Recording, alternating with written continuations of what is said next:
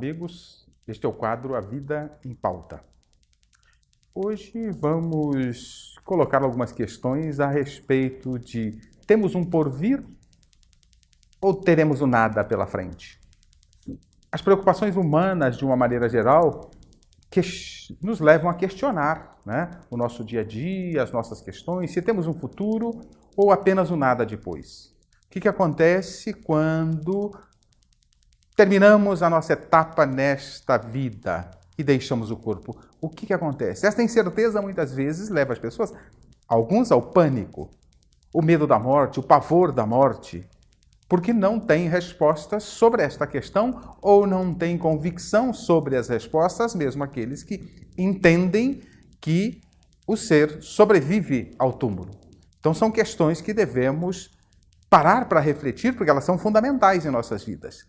E se a nossa ação, se não temos essa certeza, a nossa ação perante a vida, pelo sim, pelo não, vamos aproveitar o máximo possível o que temos à nossa frente. E aí damos vazão aos nossos instintos primitivos, às nossas paixões, sem um critério de vida, sem estabelecer valores em nossas vidas, porque não temos a certeza do que acontecerá depois.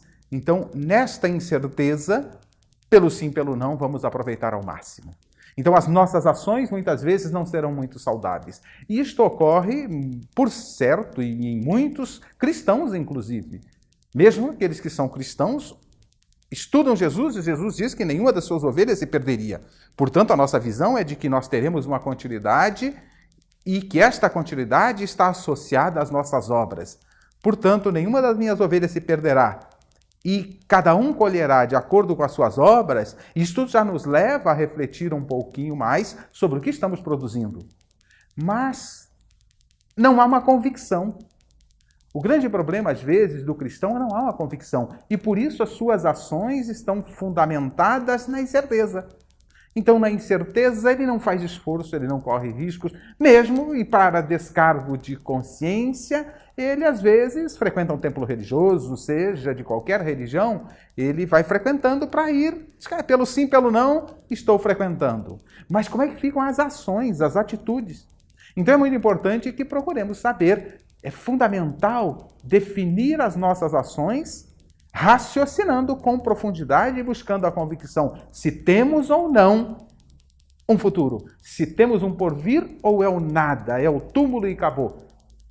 Se temos um porvir, e todo aquele que frequenta um templo religioso, todo aquele que é espiritualista, tem a ideia de que temos um porvir, mas não tem a convicção instalada sobre esse porvir.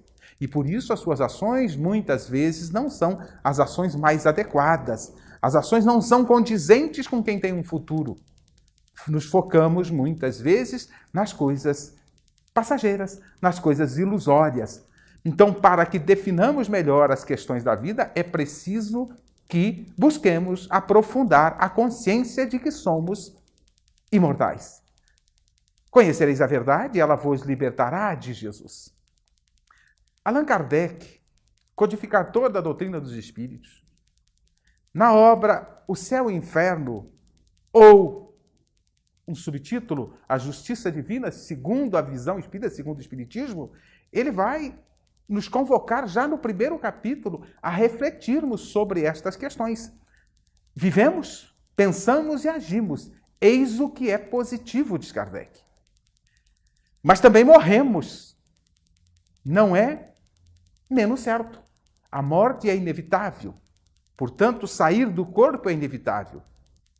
Portanto, estamos no corpo físico, vivemos, agimos, pensamos, mas e depois? Morrer é inevitável. O que acontece depois? Então, nós precisamos responder algumas questões e o codificador coloca a importância destas questões. O codificador, Allan Kardec, em o livro citado, O Céu e o Inferno, ele coloca algumas questões a serem respondidas para que, a partir destas respostas, nós possamos fazer uma definição de vida, melhor de vida, que estamos plantando para o futuro, se temos um futuro. Esta obra, O Céu e o Inferno, ela completou este ano de 2015, ela completou 150 anos. Evidentemente, a doutrina espírita, tendo sido lançada lançada há pouco mais de 158 anos, a 18 de abril de 1857, ela é muito recente na história da humanidade, mas traz questões de muita profundidade.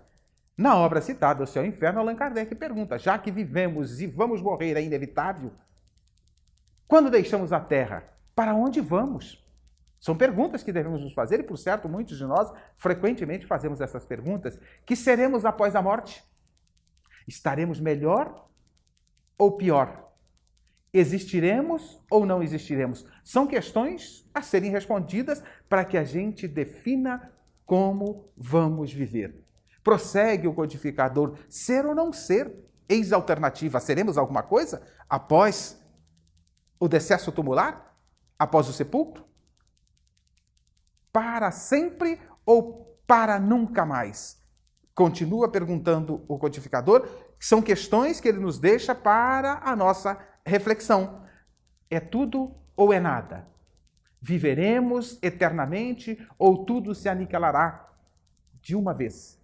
Percebe que as perguntas são perguntas que provavelmente em algum momento de nossas vidas, da sua vida, já passou.